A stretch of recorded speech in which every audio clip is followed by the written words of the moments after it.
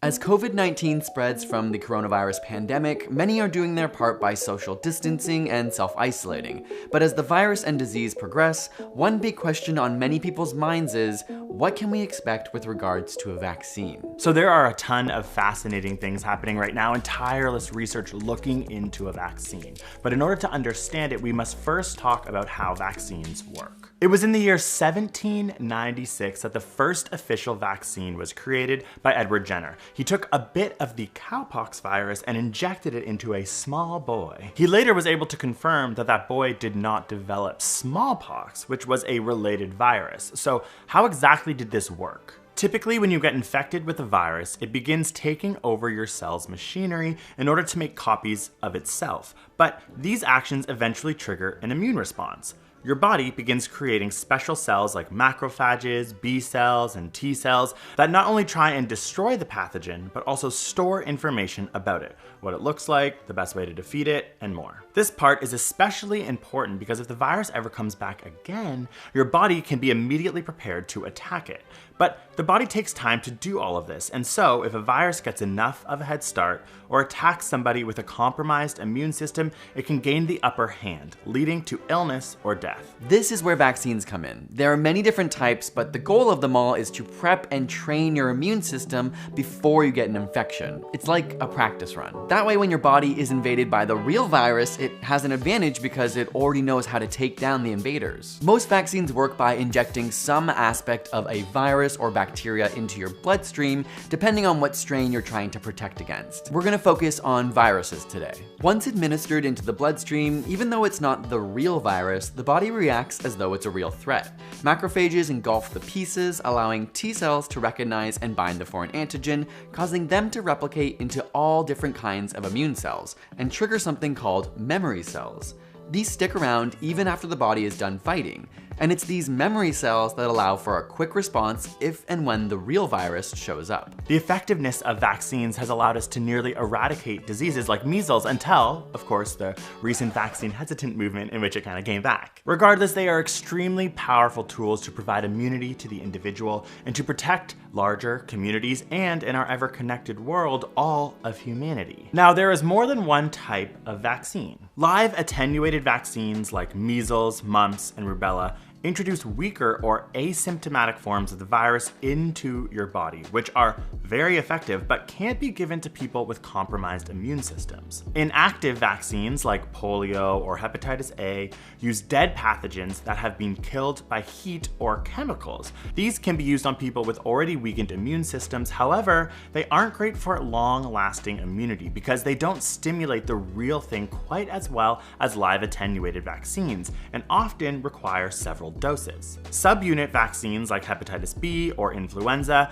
use a specific protein or carbohydrate from the pathogen that will still trigger an immune response. There are some other experimental DNA vaccines, but perhaps the most relevant is a promising new technique of vaccines called mRNA vaccines, which you may have heard about recently. That's because they are currently in development and have begun testing on humans to potentially fight the spread of COVID-19. The private company Moderna has created a vaccine called mRNA-1273 and has enlisted 45 healthy adults to start receiving the vaccine. This is unprecedented because they've skipped the typical years of animal testing and instead are doing it at the same time as their human trials. But experts believe they receive permission because they're not actually inserting a modified virus into individuals, but rather a sequence that codes for the tiny protein spikes that are on the virus that connect with human cells. The hope is that this mRNA will get processed in your cells and have them making the spike-like protein that would be on the virus,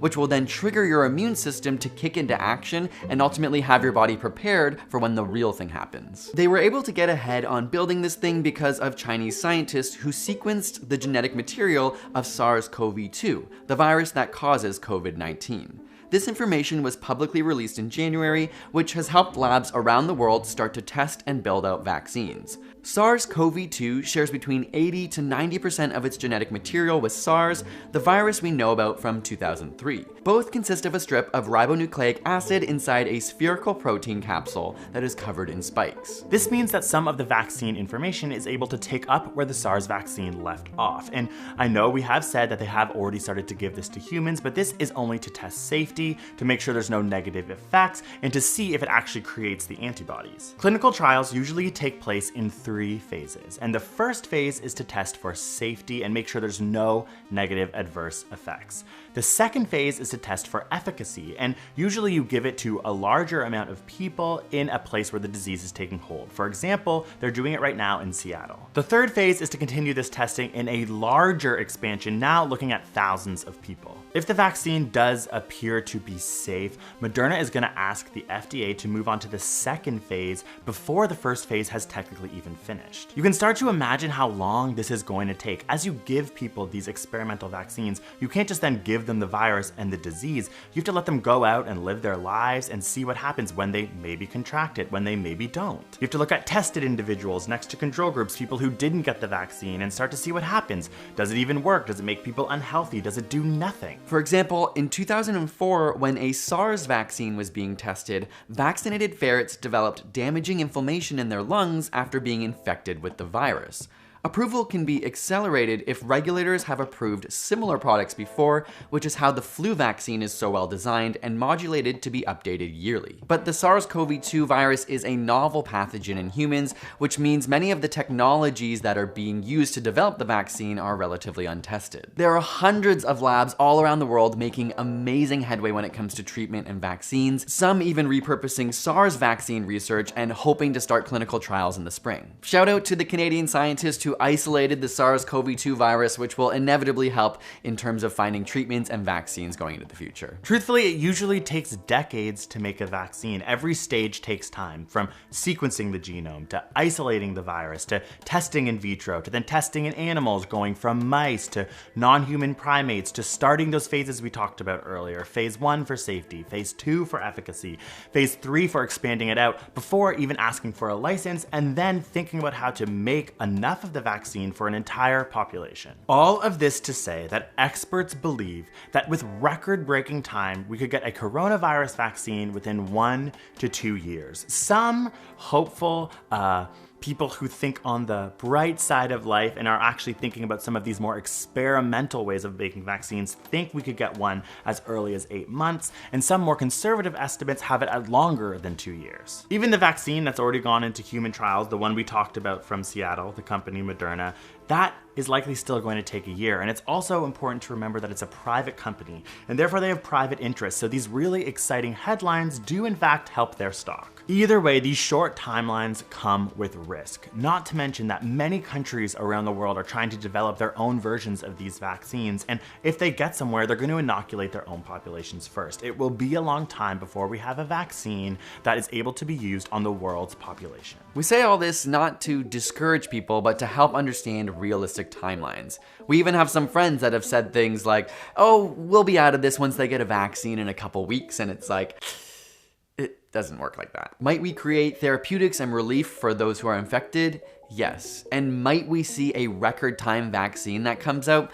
That's totally a possibility as well. But we can't count on it to solve our immediate issues. And is it possible that we may never see a COVID-19 vaccine?